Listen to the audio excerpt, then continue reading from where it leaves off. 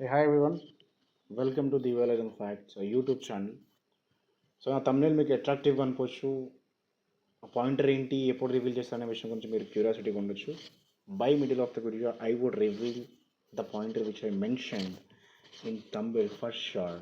So before that, we'll have to discuss the review first, then only you will get understand about my thumbnail and all. So movie review గురించి మనం discuss చేస్తే ముందు movie బలాలేంటి, బలహీనతలు ఏంటి, clause ఏంటి, drawbacks ఏంటి అనే విషయం గురించి మనం క్లియర్గా తెలుసుకుందాం. సో బలాల గురించి మనం డిస్కస్ చేసుకుంటే రవితేజ గారి యాక్షన్ ఈజ్ ఫెంటాబులస్. మనకు తెలుసు అన్నయ్య ఎట్లా చేస్తాడో, అసలు మెంటల్ ఎక్కింది. బేసిక్గా అన్నయ్య మామూలుగా పర్ఫార్మెన్స్ చేయడం మనకు తెలుసు, కానీ ఈ మూవీలో అయ్యప్ప గారి మాల వేసుకున్నప్పుడు ఆయన ఇచ్చిన పర్ఫార్మెన్సు నిజంగా ఒక స్వామి భక్తుడు ఎలా అయితే చేశాడో సేమ్ అంతకంటే పర్ఫెక్ట్గా చేసినాడు. అండ్ ఆయన దాంట్లో మునిగిపోయి జీవించాడు బేసిక్గా ఆ పాత్రలో. సో అది చాలా plus point. And also baby నక్షత్ర కూడా very very fantastic job. So ఆవిడ కూడా చాలా బాగా చేసింది. వాళ్ళిద్దరి మధ్య ఆ ఎమోషన్ వర్కౌట్ అవ్వడానికి కారణం, సో వాళ్ళు ఆ లెవెల్లో పర్ఫార్మెన్స్ చేసినారు. అండ్ ప్రియా భవానీ శంకర్ కూడా చాలా బాగా చేసింది. సో స్టోరీ ఏంటంటే, ఒక సాదాసీదా చిన్న ఊర్లో వ్యవసాయం చేసుకునే వ్యక్తి ఒక కూతురికి ఒక ఒక భార్యని ఎలా చూసుకుంటాడో, వీళ్ళ ఊళ్ళో జరిగే సిచ్యువేషన్స్ ఒక చిన్న సంఘటన ద్వారా విలన్ మీద రివెంజ్ తీసుకుంటాడు. ఇది story. End of the day ఏం జరిగింది, ఆ రివెంజ్ ఎట్లా అయిపోయింది, మెయిన్ విలన్ ఎవరు అనే విషయాల గురించి మనం మూవీ మొత్తం తిరుగుతూ ఉంటుంది. ఒక విలేజ్ 2-3 విలేజ్కి సంబంధించిన మ్యాటర్.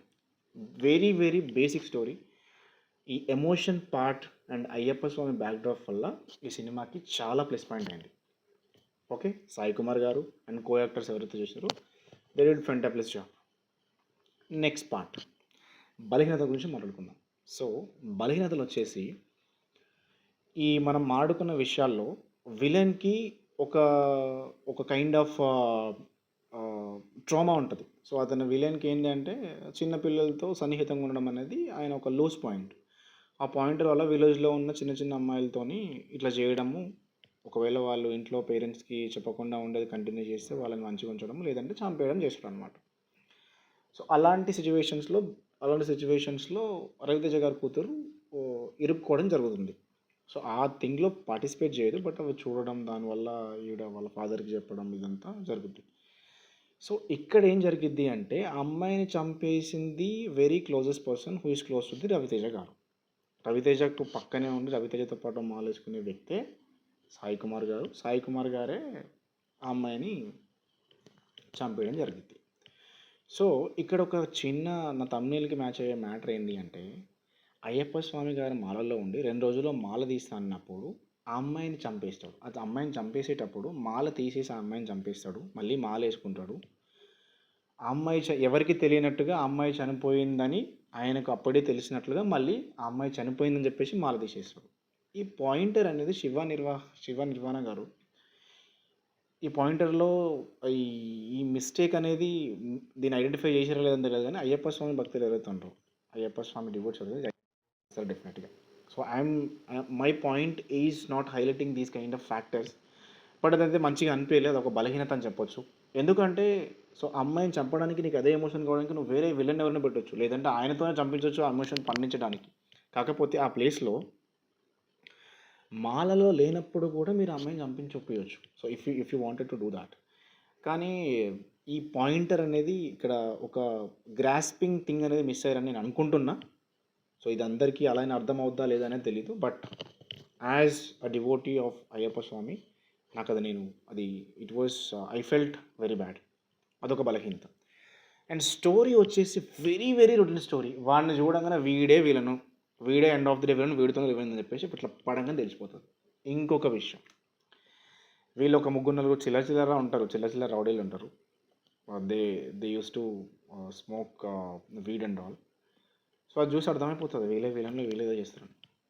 ఇది కాదు సార్ మనకు కావాల్సింది. ఇవి సీనియర్ ఎన్టీఆర్ గారి దగ్గర నుంచి ఇప్పటి వరకు చాలా స్టోరీస్లో same villainism, same revenge part, same everything. ఒక అయ్యప్ప స్వామి బ్యాక్డ్రాప్ తీసుకొని చాలా స్మూత్గా స్టోరీ నడుస్తున్నప్పుడు, రివెంజ్ పార్ట్ పెట్టుకున్నప్పుడు, ఆ రివెంజ్కి ఎమోషన్ కనెక్ట్ చేస్తున్నప్పుడు ఇట్లాంటి చిన్న చిన్న మిస్టేక్ చేయడం వల్ల there would be a negative opinions on movie, negative things would be comes up on the movie as well. So ఈ పాయింటర్ అనేది ఒక బలహీనతగా చెప్పొచ్చు. సో శివ నిర్వాణ గారు తీసుకున్న పాయింట్ బాగుంది, బట్ ఇది ఒక బలహీనత మనం చెప్పొచ్చు. అండ్ సాయి కుమార్ గారి థింగ్ ఒకటి, మళ్ళీ పోతే ఈ విలన్కి అటాక్ చేసేది ఒకటి, this is not really good. And villains action కూడా అదేదో ఆర్టిఫిషియల్గా అనిపిస్తుంది. ఎస్పెషల్లీ సాయి కుమార్ గారి యాక్షన్ అయితే వెరీ ఆర్టిఫిషియల్. ఆ అమ్మాయిని చంపేసినప్పుడు కానీ, రవితేజ గారికి తెలిసినప్పుడు రవితేజ గారు సాయి కుమార్ గారి మీద రివెంజ్ తీసుకుంటున్నప్పుడు కానీ ఆ ఉన్న థింగ్ అయితేందో అది అసలు అది మంచిగా లేదు, అది బాగాలేదు. ఇంకొకటి, ఒక విలన్కి ఒక చెడు క్యారెక్టర్ పెట్టాలనుకున్నప్పుడు ఇట్లాంటి థింగ్స్ ఎందుకు తీసుకోవాలనేది అంత గొప్ప విషయం కాదైతే నేను అనుకుంటా. ఒక విలనిజం, ఒక క్లీన్ మూవీ చూపించాలన్నప్పుడు ఒక క్లీన్గా దాన్ని ఒక క్లీన్ విలనిజం కూడా చూపించవచ్చు. ఒక విలన్ అంటే ప్రతిసారి అమ్మాయి దగ్గరికే వెళ్తాడు, ప్రతిసారి వీడి తీసుకుని ప్రతిసారి ఇదే కాదు. ఒక తప్పుడు భావంతో ఉన్నాను కూడా ఒక తప్పుడు వ్యక్తిగా చూపించడం అది పెద్ద ఫ్రిక్షన్ గల మ్యాటర్ అయితే కాదు నాకు తెలిసి.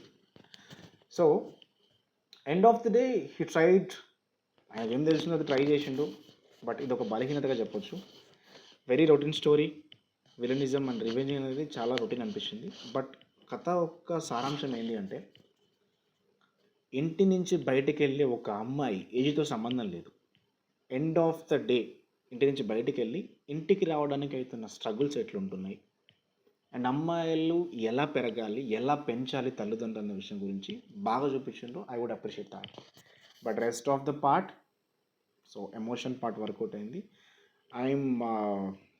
I'm telling you this thing, entire మూవీలో ఆల్మోస్ట్ 8 or 9 సీన్స్ ఉన్నాయి. అక్కడ ప్రతి ఒక్క మనిషి ఏడుస్తాడు. ఒక తల్లికి, ఒక తండ్రికి, ఒక కూతురుకున్న ఎమోషన్, ఆ ఎమోషన్ పండించడంలో శివ నిర్వాణ సక్సెస్ అయినారు. బట్ ఈ విలనిజం పార్ట్ అనేది అంత మంచిగా అయితే అనిపించలేదు. ఆ సాయి కుమార్ గారి థింగ్ ఒకటి, that was not that much of violation part, but ఆ లాజిక్ ఎందుకు మిస్ అయ్యారు అనేది నాకు అర్థం కాలేదు. ఒక లాజిక్ అయితే మిస్ అయినారు.